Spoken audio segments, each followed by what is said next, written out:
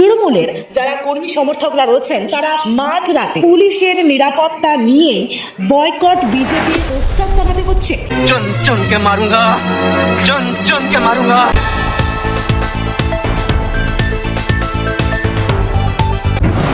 কিভাবে দলদাসে উপনীত হয়েছে, দাঁড়িয়ে থেকে রাস্তা ব্লক করে এইসব লাগানো হচ্ছে। আপনি ভাবতে পারবেন না কি আতঙ্কর পরিবেশ তৈরি করা হচ্ছে ভবানীপুরে। মানুষ তৈরি আছে, আমি আবারও বলছি মানুষ তৈরি আছে। এইসব আতঙ্ক ছড়িয়ে সন্ত্রাস ছড়িয়ে আপনি আমাদেরকে ভয় খাওয়াতে পারবেন না। এই জায়গায় শুভেন্দু অধিকারীর পোস্টার ছিল এবং এই পোস্টারটাও দেখা যাচ্ছে ভেঙে দিয়েছে পুলিশ। কি এবার সত্যি তাদের শিরদাঁড়া বিকিয়ে দিল? যেন তেন প্রকারে হোক ভবানীপুর কেন্দ্র থেকে তৃণমূল প্রার্থীকে জেতাতে হবে, অর্থাৎ তৃণমূল প্রার্থী মমতা বন্দ্যোপাধ্যায়কে জেতাতে হবে। সে কারণেই যারা তৃণমূলীরা রয়েছেন তাদেরকে মাঝরাতে নিরাপত্তা দিয়ে পোস্টার টাঙানোর কাজে সহায়তা করছে খোদ কলকাতা পুলিশ।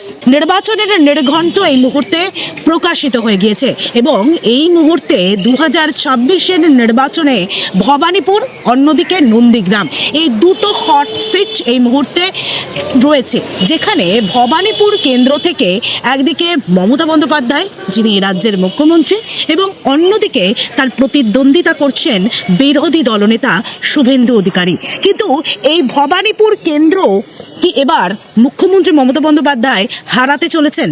সেই ভয়তেই কি এবার তৃণমূলের যারা কর্মী সমর্থকরা রয়েছেন তারা সকালে নয় মাঝরাতে পুলিশের নিরাপত্তা নিয়েই বয়কট বিজেপির পোস্টার টাঙাতে হচ্ছে? এই মুহূর্তে রয়েছে ভবানীপুর কেন্দ্র, ঠিক এই চক্রবেড়িয়া রোডে যে বিজেপির পার্টি অফিস, সেই পার্টি অফিসের সামনে আমরা দেখতে পাচ্ছি politics will not be played on the dignity of Bengal, boycott BJP, সেই পোস্টার লাগানো হয়েছে।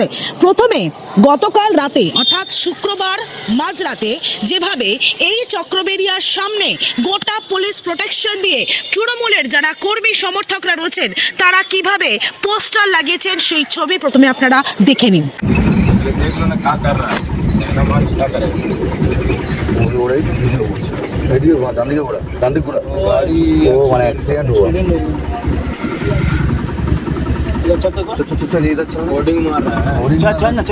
ইচ্ছা করে দাঁড় করেছে।